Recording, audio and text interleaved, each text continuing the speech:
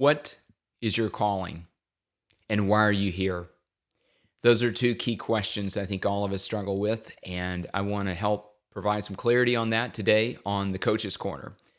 Welcome, I'm Mike Van Hooser, and we release new episodes every Thursday in addition to the segments that we release on Mondays entitled Monday Morning Moments. So whether you consume this through YouTube or on our audio podcast, I ask that you would subscribe and like and share with other people that you think might find this useful and relevant and applicable in their lives as well. So let's get right into it today. And we're dealing with the topic of calling. And I think it's really important when we think about calling to address these questions, because in the conversations I have with people, not only as a coach, but as a friend and working with athletes and working with business leaders and entrepreneurs, as well as in my own life, I've had questions about all four of these things. What's my calling as a key question to think about? What's my calling in life? I hear other people talking about that, but what am I called to do? And what does God want me to do with my life? I mean, for me, being a person of faith, that's really important to be in tune with that. Another question might be, what is my purpose? Why am I here? Is another question that I hear people struggle with. What am I doing here on earth? And am I making a meaningful difference with my life as well? Those are all relevant questions, and I think there's a yearning within each of us to make sure that we fulfill our purpose and mission and calling in life. It's just like a business who has a mission statement or a vision statement, a purpose, and then walks into that and steps into enabling and doing the things every day to fulfill that calling. We have to do that as individuals, and we have to understand what are the opportunities before us that will allow us to do that, and what are we doing here on earth, and are we making a true difference with our lives? So as we think about that, I want to get into some practical application as well, but I also want to deal with a couple of quotes I think that will help you in understanding your calling. They've been very helpful to me, and some of them are by some dear friends of mine who've been mentors in my life as well. So the first quote is from a peer, a mentor, a colleague of mine who continues to be a mentor of mine today, to this day, and his name is Scott Kaufman. And we were talking about purpose and calling not too long ago, and talking just about different experiences that I had had and experiences he had had as well. And he offered up this quote. He said, "Life is a series of experiences and assignments that bring clarity to our calling along the way." Life is a series of assignments that bring clarity to our calling along the way. And I just think that quote is so freeing, because a lot of times we struggle with this concept of purpose, or this idea of purpose, and we almost to a point of frustration and saying, what is my purpose? Or I just wish somebody would tell me, what my purpose or what my calling is.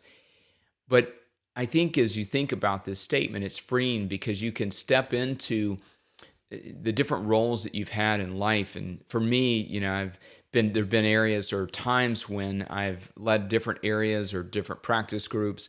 I've led different teams of people.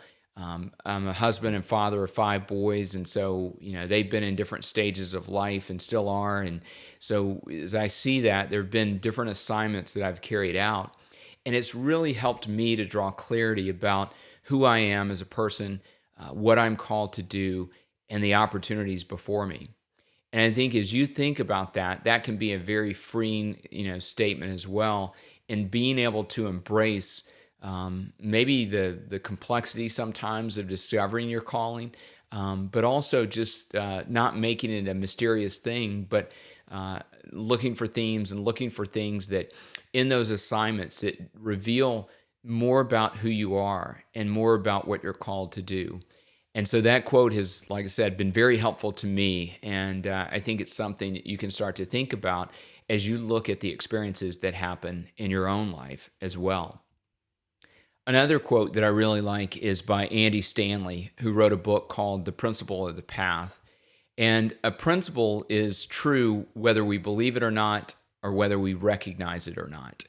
If you think about it, the principle of you reap what you sow, That's true, whether you want to believe that or whether you want to recognize that or not. You're going to reap what you sow. And so farmers know this very well. When they plant corn, they're going to reap corn. They're not going to sow corn and then hope to reap something else. And so whatever we're doing in life, if we're sowing the right things, then we're going to reap those things as well. And hopefully they're things that are productive. They're going to make us better people. Well, Andy in his book came up with a newer principle, or a different principle, based on conversations he had been having with a lot of people who were making all kinds of choices and decisions with their lives. And then they're saying, kind of asking this question about, how did I end up here? I have no idea how I ended up here. And when he would walk through as a counselor with them around, some of the choices and decisions they made, it was very easy for him to see, as kind of an outside party, about how they ended up in this destination. So this quote is the principle of the path. It says, direction, not intention, determines our destination. Direction, not intention, determines our destination. And when he talks about direction, he's talking about the daily choices and decisions that we make in life, not what we intended to do. We can't, live life saying, well, I meant to do that, or I intended to do that, but I didn't. We made a choice about time and how we invested in it, and hopefully that was a good choice, and it's leading us down the path of where we need to get to as far as our dreams, our goals, and our destination as well. If you think about a pilot who's charting a course from New York to California and is just a few degrees off on the navigation, well, the intended destination was California, but we could wind up in California or Canada based on just being a few degrees off over time. And Canada is a great place, but again, our intended destination was California. So in that analogy, I think it's important to make sure that we're not just a few degrees off, because over time, if we're a few degrees off based on our choices and decisions, over time it's going to take us to a place that we may not have intended to go, and it could be disastrous at the worst. And at best, maybe it's an okay destination, but it's not where we wanted to be. And so being intentional, being purposeful, and then making the right choices and right decisions with our time and our talents and our opportunities is so important to make sure that we are fulfilling our calling and being faithful and available to what God has called us to be. The final quote, it's really an axiom that I'll leave with you that we use a lot with our athletes, goes like this. It says, what you choose to focus on magnifies in size. What you choose to focus on magnifies in size. And the best analogy I can give for this is with the golfers and some of the golfers that I work with. Golf course designers design golf courses to get you to focus on the distractions. They put sand in interesting places. They put water in interesting places. They put trees, where you can't see the target or the hole that you're trying to shoot for. And they want you to focus on those distractions. And if you focused on the sand, let's say, and you're a golfer, and even if it's, well, don't think about the sand or don't go in the sand, you hear don't very softly and sand very loudly in your mind. And when you're through with it, that sand can become as big as a beach in Galveston or Miami or Maui or wherever your choice destination beach spot is. You're going to be thinking about something that gets bigger and bigger in size. And I think it's important in our own lives when we think about doubts that weigh in, or anxiety we may be feeling, or a lack of confidence, or fear about what's going to happen in the future, regret for the past. Those things can become bigger and bigger in our minds. And I love this quote because it talks about not what you focus on, but what you choose to focus on. And that has a central premise that we have a choice about what we can focus our thoughts and mind and attention on. So a key question for us and for you is, what are you choosing to focus your attention on? Is it the fear? Is it the doubt? Is it the past mistakes? Or is it truths about your strengths, your talents, and your opportunities? Is it, feedback that you've gotten of encouragement from other people? Is it or is it the goals, the goals you want to accomplish and some of the dreams that you're hoping to accomplish in your lives and life and achieve? What are you focusing on? And what is that daily decision process like? And are you choosing to focus on the right things and to focus on how you can advance the ball towards your dreams and towards the target that you're shooting for? And if we do that and we make the right choices, then we'll put ourselves in a better position to succeed. It doesn't guarantee success, like I tell my athletes, but it puts your mind and yourself in a better position to actually accomplish the goal. So I want to focus on kind of four things, and we'll put these in the show notes, but just looking at some of these things as far as how we find our purpose in the midst of a moment. How do you find that purpose? And it's found in moments in our lives. It's found in the things that we're doing every day with our lives. So I want to offer these four application points. And the first one is to be present. We need to be present physically, but also mentally, emotionally, spiritually, and socially. And we need to make sure that we're focusing on the right things, that we're present in bringing and unleashing our talent. And when we're fully present, we are going to unleash our talent in those moments and be our best, not only for ourselves and what we're trying to accomplish, but more so for others, that they're going to see our best selves, that we're going to be an inspiration to other people, and that we're going to make a difference in their lives as well. And we can't live in a spot where we're having regret for the past or fear of the future. We have to be present physically and emotionally and mentally and spiritually to make sure that we're making a difference. And that's where we find clarity of calling. The second thing is to be self-aware. And we need to be aware of our strengths and our passions. And when we do coaching sessions with people, we'll often have them, especially if during career transitions for certain people, we'll have them make a list of their strengths and also their passions, or what energizes them. And I think it's important to do that self-reflection or self-analysis to say, well, what are my strengths?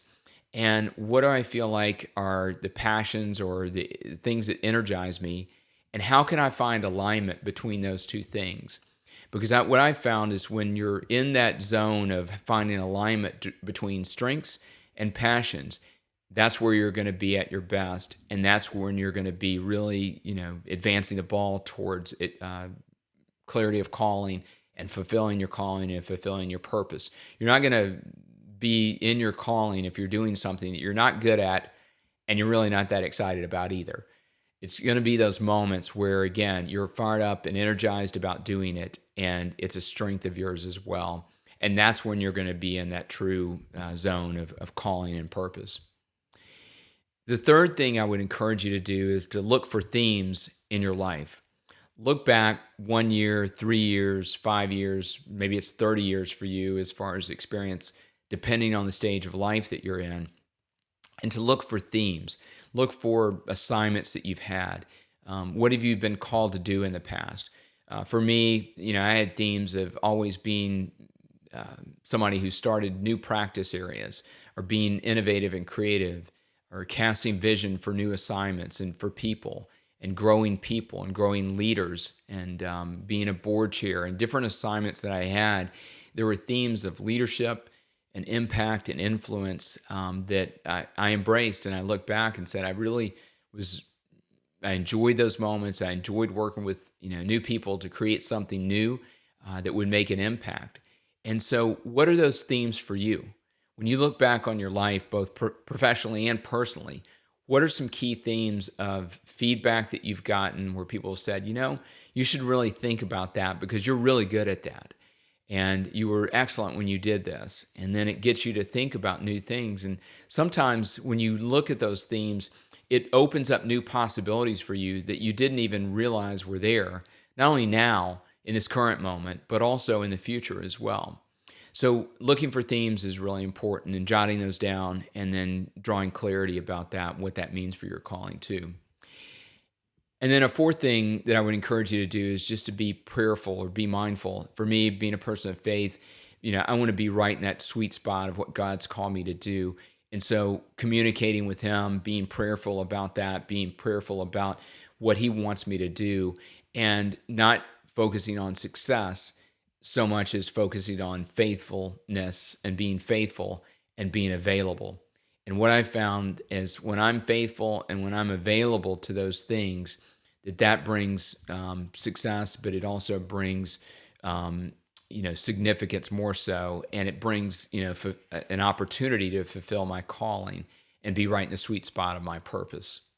So again, 4 things that I would encourage you to think about: be present, be self-aware, look for themes in your life, and then be prayerful about the process. We have some other resources that you can go further on this topic of clarity and purpose and calling, and being process oriented around driving towards an outcome or a goal that you're trying to accomplish in your life and with your whole life. I mean, what we're talking about, the stakes are huge. It's not just an upcoming race or an upcoming presentation that you have to give or whatever. We're talking about your life and making the most of it and fulfilling the purpose of why you were created in the first place. And so I hope this has been helpful. Again, on our website, you can find resources, other podcasts around this topic, and other topics around leadership and peak performance in sports, business, and life, as well as blog articles and resources that we provide in workshops that we do, in courses, and also in coaching. You can find more at www.mikevanhooser.com. So I'd encourage you to check out that, and you can connect with me there as well. I'm also on social media. I'm on Twitter and Instagram. At mvanhooser is my handle on Instagram and Twitter. I'm also on LinkedIn and other platforms as well. So check that out, and love to connect with you there. Again, wherever you consume this content, we appreciate you staying, this long to listen to this, and hopefully it's made a meaningful impact in your life and giving you some things to think about regarding your own clarity and your own purpose. Again, if you like this, hit the like button, hit the subscribe button. I'll also put a link to the Monday Morning Moment that we did on Ralph Waldo Emerson's quote about clarity. And I think you'll find that that's a very powerful question. So we'll put a link after for this video for that. And again, I really hope you'll subscribe to what we're doing and never miss a moment. And just encourage you to walk out in your purpose, in your calling today and every day. And again, make the most of the moments in your life.